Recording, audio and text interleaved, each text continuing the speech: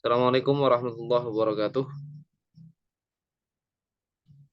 Yang saya hormati, bimbing tesis yang pertama yaitu Prof. Dr. Dewi Susita MSI, kemudian Profesor Dr. Umi Widyastuti SEME, dan seluruh jajaran dosen yang ada di Fakultas Ekonomi Universitas Negeri Jakarta. Baiklah, pada kesempatan kali ini saya akan memaparkan terkait proposal tesis yang akan saya teliti, yaitu berkaitan dengan judul pengaruh kompensasi dan beban kerja terhadap produktivitas kerja melalui kepuasan kerja sebagai intervening. Studi kasus itu di PT Aneka Bumi Pratama Jambi. Dari saya, Rudianto, dengan NIM 1708822070. Baiklah,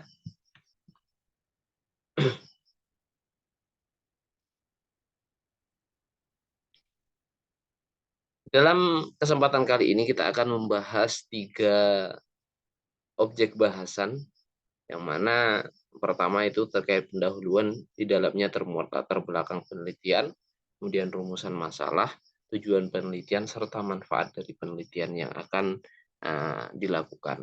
Kemudian di bagian kedua yaitu ada kajian pustaka. Yang pertama itu termuat teori pendukung, kemudian penelitian yang relevan, serta kerangka teori dan pengembangan hipotesisnya. Kemudian bagian yang ketiga yaitu metodologi penelitian yang akan digunakan, di mana di dalamnya termuat waktu dan tempat penelitian, populasi dan sampel penelitian, kemudian pengembangan instrumen, kemudian teknik pengumpulan data, serta teknik analisis data yang akan dilakukan. Kita masuk pada bagian yang pertama, yaitu pendahuluan.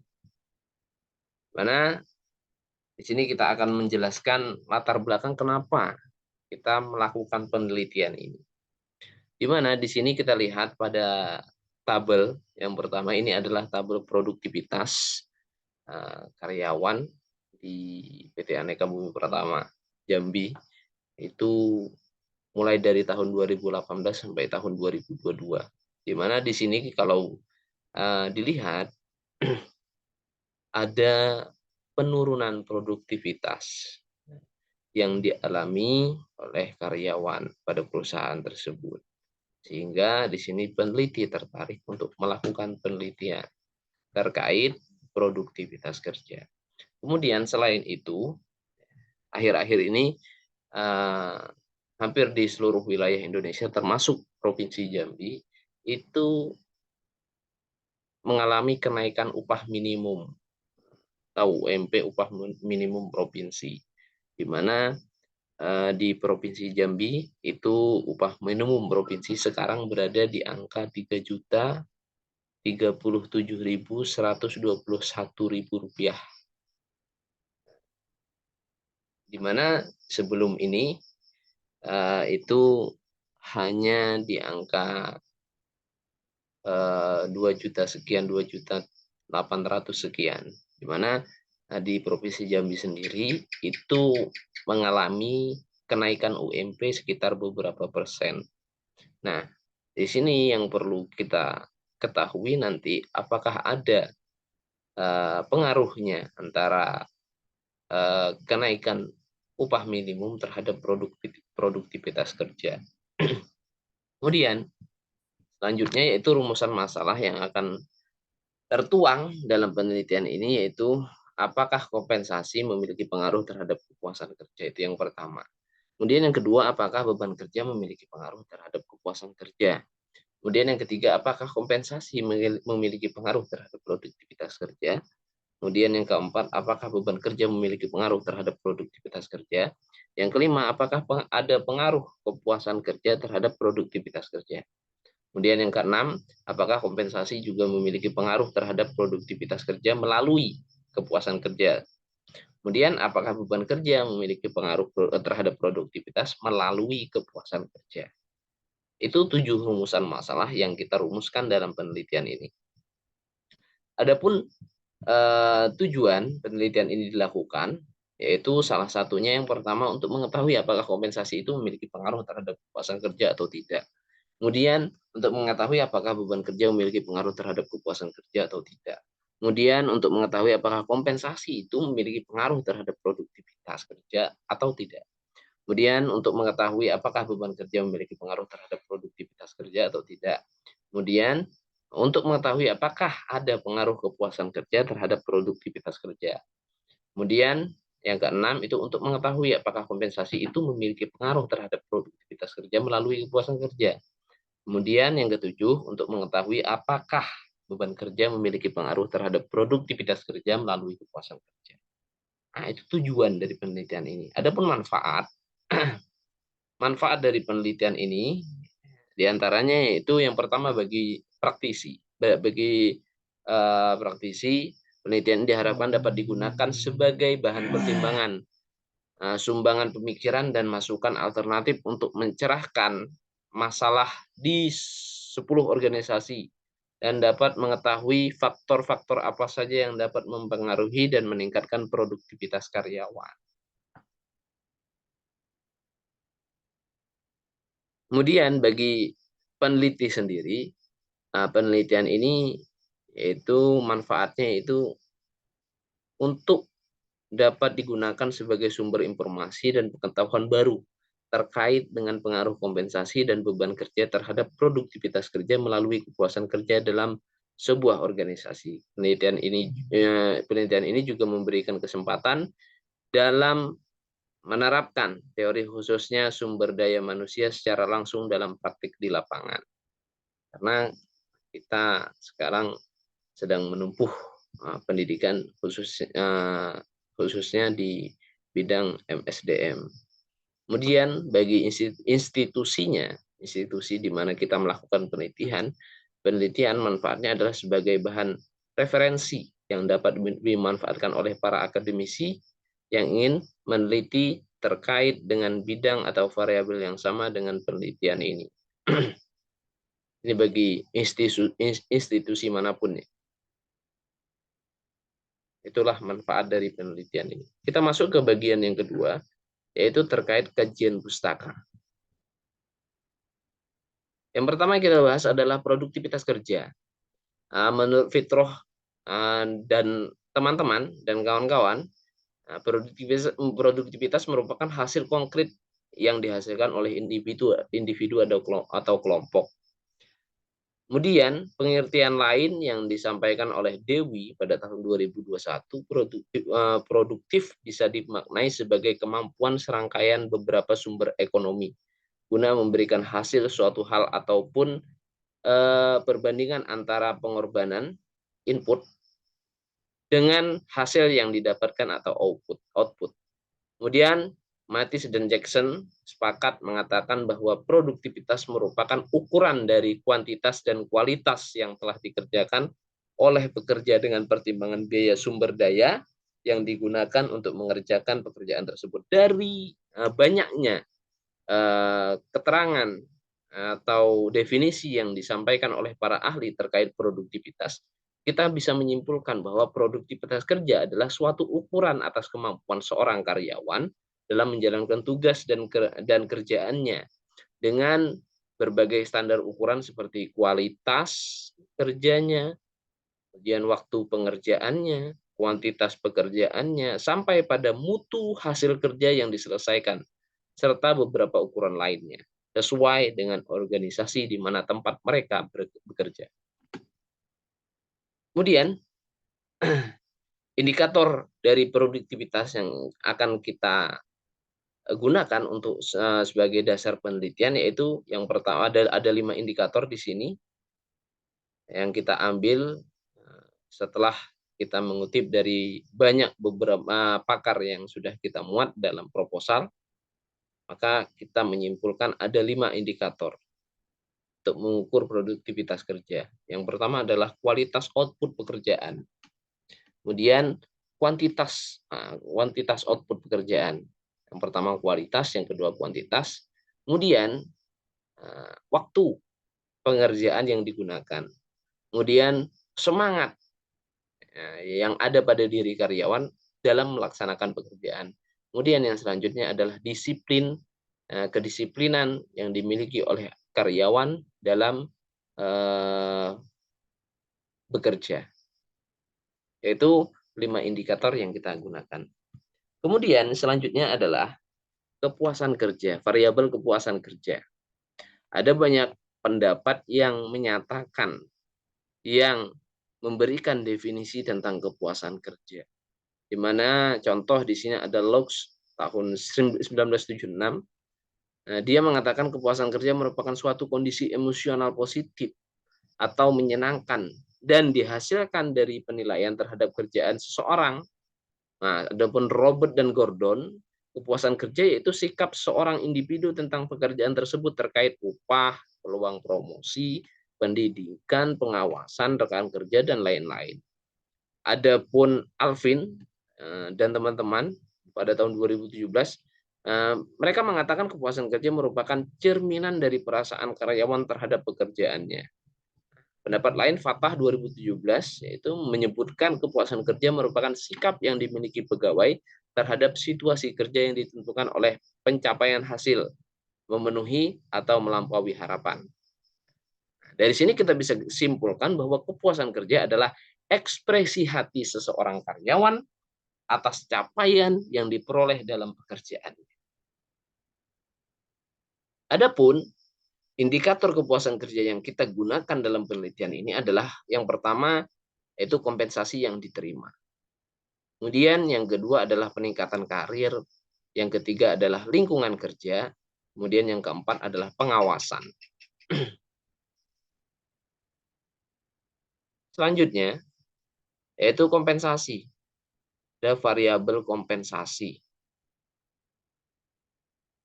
Di sini juga ada banyak pakar yang telah menyebutkan, mendefinisikan apa itu kompensasi. Nah, seperti Dassler 2007 itu menyatakan kompensasi karyawan adalah segala bentuk bayaran atau imbalan yang diterima oleh karyawan dari organisasi. Itu disebut kompensasi menurut Dassler.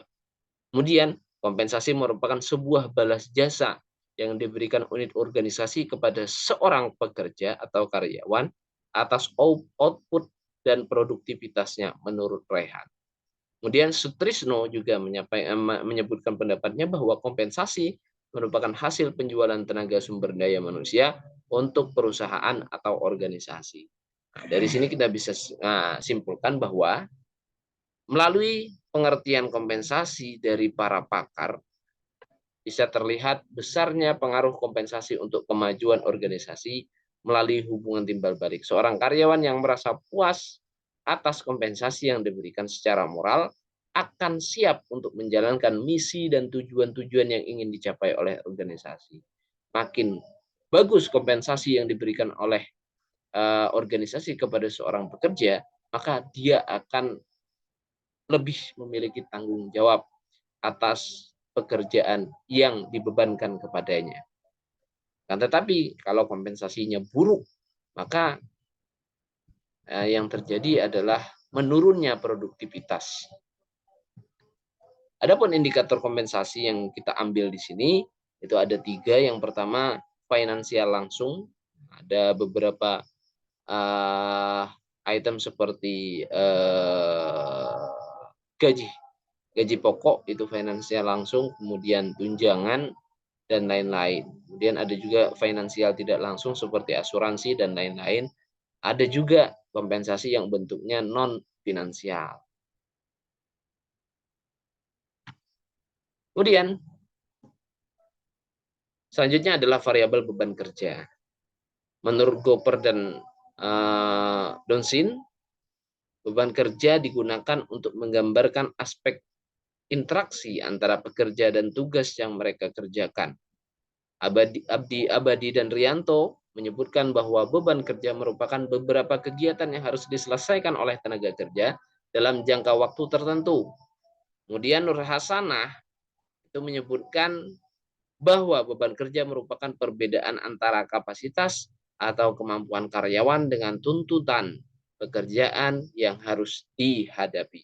Dari sini kita ketahui bahwa beban kerja adalah tugas yang harus diselesaikan oleh seorang pekerja dengan ketentuan target, baik berupa target waktu atau target volume yang telah ditetapkan sebelumnya. Adapun indikator beban kerja yang kita ambil adalah ada 3, yaitu yang pertama kondisi kerja, yang kedua penggunaan waktu kerja, yang ketiga adalah target pencapaian yang harus dicapai oleh pekerja tersebut. Kemudian di sini ada beberapa penelitian relevan, sebenarnya ada banyak sudah kita tuangkan dalam proposal penelitian. Namun di sini kita ambil hanya beberapa penelitian contoh dari penelitian Alimpi et al. Tahun 2023 dengan judul The Effect of Compensation, Leadership Style, and Work Environment of Employee Satisfaction at PT Arara Abadi Siak Area District, mana memiliki kesamaan 2 variabel yaitu kompensasi dan kepuasan kerja.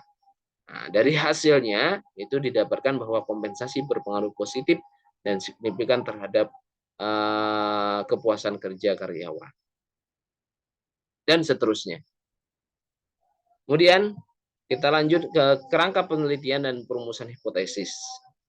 Nah, dari sini kita lihat pada gambar di samping, inilah kerangka penelitian yang akan kita lakukan, di mana kita memuat 2 variabel X, kemudian 2 variabel X, yang pertama yaitu kompensasi, yang kedua adalah beban kerja, kemudian 1 variabel Y yaitu produktivitas, kemudian 1 variabel Z sebagai intervening yaitu kepuasan kerja.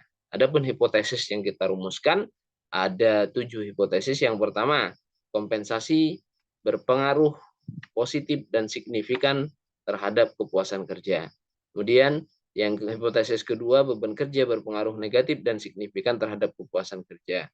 Nah, hipotesis ketiga, kepuasan kerja berpengaruh positif dan signifikan terhadap produktivitas kerja.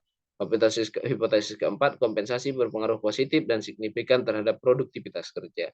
Ya, hipotesis kelima, beban kerja berpengaruh negatif dan signifikan terhadap produktivitas kerja. Hipotesis keenam, kompensasi berpengaruh positif terhadap produktivitas kerja melalui kepuasan kerja. Kemudian hipotesis ketujuh, beban kerja berpengaruh signifikan terhadap produktivitas kerja melalui kepuasan kerja. Kemudian masuk ke bagian ketiga, yaitu metodologi penelitian. Yang pertama adalah waktu dan tempat penelitian ini penelitian ini akan dilakukan. Di mana penelitiannya yang akan dilakukan di kisaran bulan April sampai Mei, dilakukan di PT ABB Jambi, PT Aneka Bumi Pratama, dengan karyawan sebagai subjek penelitian. Adapun populasi yang ada di dalamnya yaitu 869 dengan sampel yang kita ambil yaitu sebanyak 195. Kemudian skala pengukurannya kita menggunakan skala Likert dengan rentang 1 sampai 5 dengan keterangan sebagai berikut. Yang pertama, sangat tidak setuju atau STS dalam kurung STS, kemudian tidak setuju dalam kurung TS, kemudian netral dalam kurung N, kemudian setuju dalam kurung S, 5 sangat setuju dalam kurung SS. Kemudian pengembangan instrumen, di sini ada variabel kompensasi. Yang pertama, variabel X1, ada 3 indikator dengan beberapa pernyataan. Indikator finansial langsung dengan pernyataan gaji atau upah yang diterima sesuai dengan pekerjaan. Selain gaji pokok yang juga saya juga mendapatkan tunjangan kinerja dari perusahaan. Kemudian perusahaan prestasi pekerjaan saya dihargai dengan diberikan bonus. Kemudian untuk indikator finansial tidak langsung ada 3 pernyataan juga. Saya mendapatkan asuransi dari perusahaan dan saya mendapatkan bantuan sosial dari perusahaan ketika mendapatkan musibah. kemudian saya mendapatkan tunjangan pensiun ketika sudah mencapai umur pensiun. Kemudian indikator non finansial juga terdapat 3 pernyataan. Yang pertama, saya diberikan aspirasi, apresiasi oleh pimpinan setiap kali mencapai target. Kemudian saya diberi tanggung jawab yang sama dengan rekan kerja yang lain. Kemudian saya memiliki peluang untuk promosi jabatan.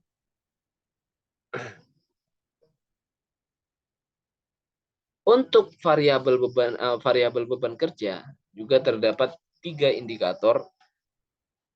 Yang pertama adalah kondisi kerja dengan 2 pernyataan, tempat kerja yang nyaman membuat saya lebih bersemangat dalam bekerja. Kemudian peralatan kerja yang saya terima sesuai dengan pekerjaan yang saya kerjakan. Kemudian untuk indikator yang kedua itu penggunaan waktu kerja. Ada 3 pernyataan, yaitu saya mampu menggunakan waktu kerja saya. Saya mampu menggunakan waktu kerja saya secara baik dan maksimal. Dan saya mampu menyelesaikan pekerjaan sesuai waktu yang telah ditentukan.